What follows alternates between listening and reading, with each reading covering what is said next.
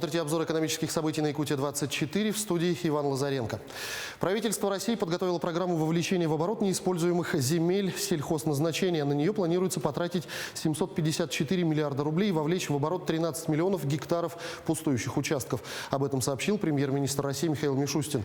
Он уточнил, что к 2025 году будет проведена инвентаризация всех земельных участков по категориям земель и видам разрешенного использования. Вовлечь в оборот планируется не менее 13 миллионов гектаров незадействованных сельхозземель. Мишустин также не исключил увеличение финансирования программы комплексного развития сельских территорий. Минтруд разработал законопроект, согласно которому Пенсионный фонд России со следующего года будет наделен дополнительными полномочиями в рамках социального казначейства. В частности, предлагается через Пенсионный фонд России назначать единовременное пособие при рождении ребенка, пособие по уходу за ребенком до 1,5 лет для неработающих граждан и компенсацию страховой премии инвалидам. Как отметили в Минтруде, планируется внедрить беззаявительный порядок выплаты компенсации Пенсионным фондом России на основании сведений из Федерального реестра инвалидов и сведений, содержащихся в договоре ОСАГО, а также информационной системы Российского союза автостраховщиков.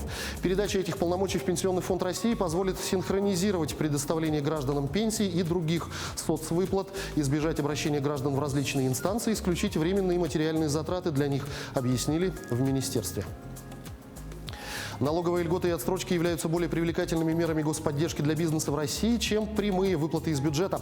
Так, 58% бизнесменов, участвовавших в исследовании Центра стратегических разработок, назвали снижение налоговой нагрузки самой желанной формой господдержки. Об отсрочке по налогам и платежам мечтают 34% респондентов. За субсидирование тарифов и платежей высказались 33%, за снижение льготных ставок по кредитам 27%. При этом законодательного ограничения тарифов и платежей хотели бы 25% респондентов.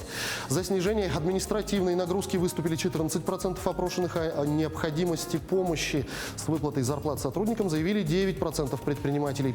При этом 50% опрошенных компаний подчеркнули, что нуждаются в господдержке. Чаще всего они говорили компании тяжелой промышленности 59%, а также торговли и сферы услуг 57%. Тем временем правительство России собирается сократить программу льготного кредитования бизнеса. Будут пересмотрены ряд условий программы льготного кредитования субъектов малого и среднего предпринимательства. Так, суммы максимальных займов снизятся, сроки финансирования на пополнение оборотных средств сократят в 3 раза.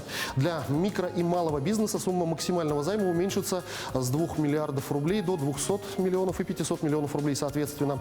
Сроки финансирования на пополнение оборотных средств собираются сократить с 3 лет до 1 года. Также предполагается сокращение субсидирования льготных кредитов для компаний, представляющих строительную отрасль. Получить льготные кредиты не смогут также компании, где учредителем с долей больше 25% капитала выступает крупный бизнес. Премьер-министр Михаил Мишустин объявил о том, что утвердил программу льготной ипотеки для семей, благодаря которой они получат возможность получать займы по 6% годовых для постройки индивидуальных частных домов. При этом дополнительные 20 тысяч жилищных займов на общую сумму 79 миллиардов рублей будут выданы именно благодаря изменению в сторону расширения государственной программы. Отмечается, что около 20 тысяч российских семей получат возможность сделать свои жилищные условия лучше. Одним из условий получения данной ипотеки является внесение первого взноса в размере 15% от цены на участок и строительство дома в рамках заключенного договора подряда. При этом срок, на который может быть оформлена ипотека, составляет 30 лет. К этому часу у меня пока все новости. Будьте в курсе экономических событий на Якутия-24.